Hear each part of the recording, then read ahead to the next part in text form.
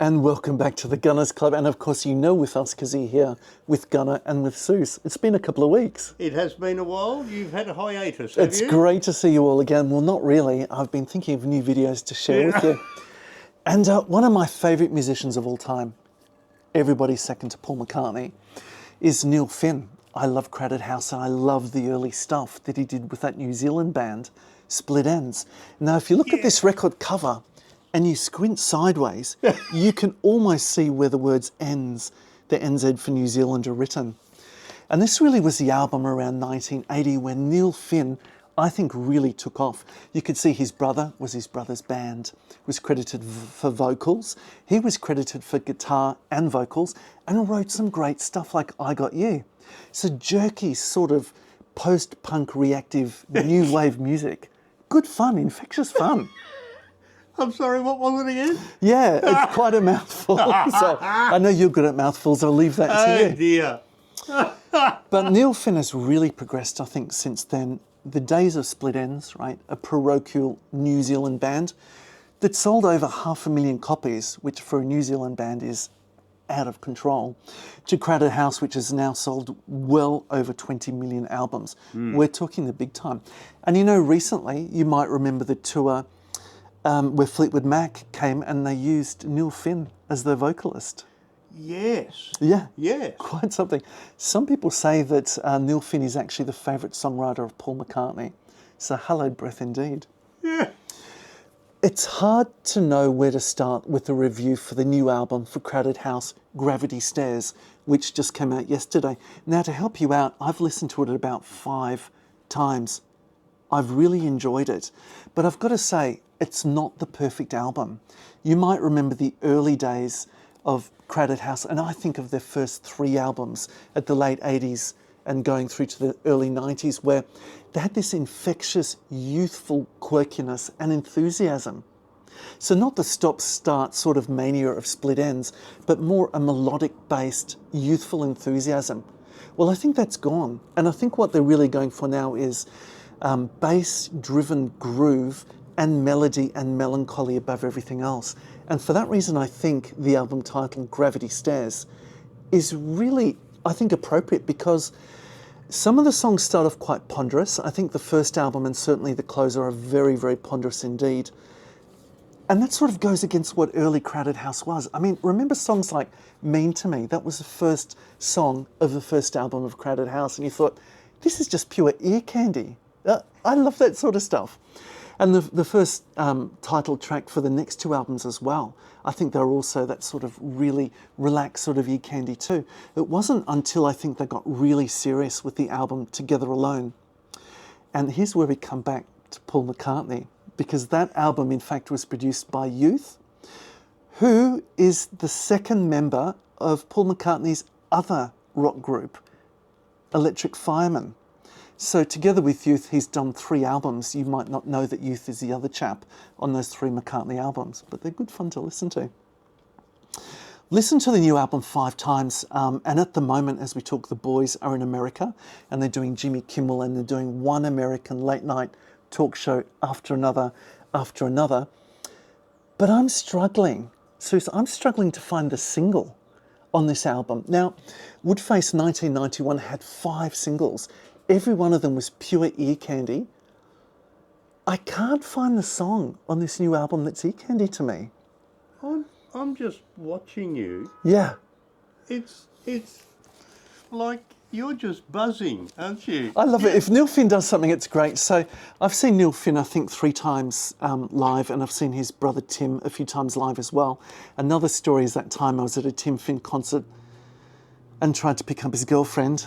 That shows my naivety, but that's a story for another time if you really do want to hear it.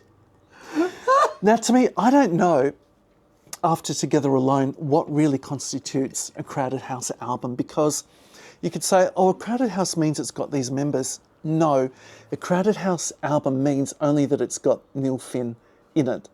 There was one album where Tim Finn was in it, his brother. I think that was the best one. It turned out that when they were performing live, it was just too much having 2 brothers on stage, so eventually he left. But with the current lineup, he's got 2 of his sons, but that doesn't make it a Crowded House album. I mean, look at this. This album's only about 5 years old, and it says Liam's name on it, but actually both of his sons are on it, as they are in the new Crowded House album. I've always loved about Crowded House the artwork. So you've got Nick Seymour, and he does this sort of, how would you describe this? It's textural, it's very simplistic, but it's very evocative. You get a lot of feeling out of the artwork that he does. It almost looks like an AI artwork. Yeah, it almost does. The new artwork for Gravity Stairs, I think, is really a miss. It's done by Nick Seymour, but effectively what he's done, you remember the Beatles album Revolver? Yes. Okay. Very much. Essentially what he's done, he's appropriated Klaus Formann's 1966 artwork on the Revolver album by the Beatles, and he's drawn the current cast. If you look at it closely, it's very textual and it's actually quite attractive, but Klaus Formann won an Emmy for the work that he did on that. There won't be any Emmy or anything like that given out for this effort on the artwork. Let's go across to the music.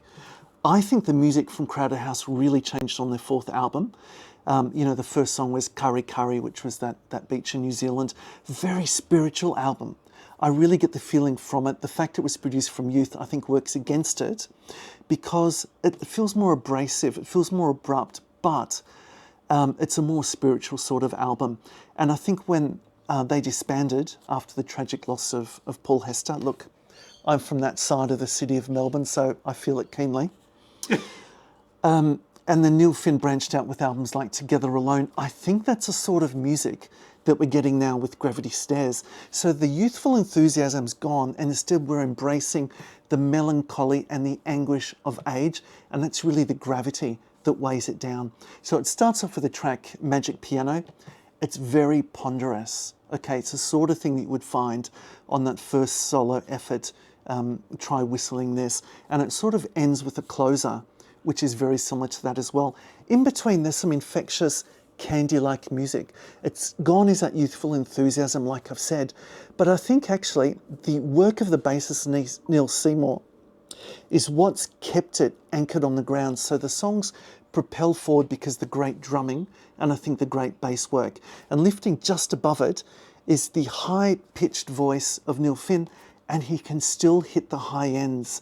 Towards the end of the album, I think it really starts to degenerate. In that, we're getting fuzz bass guitar. We're not getting a lot of interesting rock. There's a song that's called Buzzgrass. I was really hoping for something bluegrass infection, given the fact that I'm a bluegrass player. No such luck, it's just a bit of fuzzy guitar. And then it closes off, unfortunately, with that last song, which is ponderous and slow again. Now, they're playing in Melbourne in around December of this year, so have a look if you want to see them towards the end of this year in Australia. You can pay as much as you like. Tickets are over $500 if you decide you want to go for the sound check and you want to go for the full experience and get the commemorative ticket and stuff like that as well. Is it worth listening to the album? Absolutely it is. I've listened to it 5 times in the last 48 hours. It reveals itself to you a little bit more. There's one song that's called The How, which is incredibly infectious, and I've just seen the film clip now. It's a sort of film clip that looks like $1 million, but you could do with $2 and the change you got from the $2 at the store if you bought a newspaper. Because what they've effectively done, dressed a pretty woman in red, put her on a $1 billion beach in New Zealand and got her to draw a circle with a stick and buzzed her with a drone. But it does look $1 million, if not $1 billion. Is it worth going to see Crowded House in a concert? If you have not seen Neil Finn perform, you absolutely have to go no matter what country you're in. He is worth the price of the admission. I'm still excited about the album. I can tell you just don't like this group. No, I haven't given them a chance. Yeah, you're all, I'm surprised you haven't asked him out on a date. Well, not him. You know which way he swings, so it was Tim Finn's better half rather than Neil Finn. Wow, that is a big rave. And what do you reckon? If they like what they see? Well, I reckon they should definitely like and subscribe. That's it, and go and see Neil Finn and Crowded House. Why not?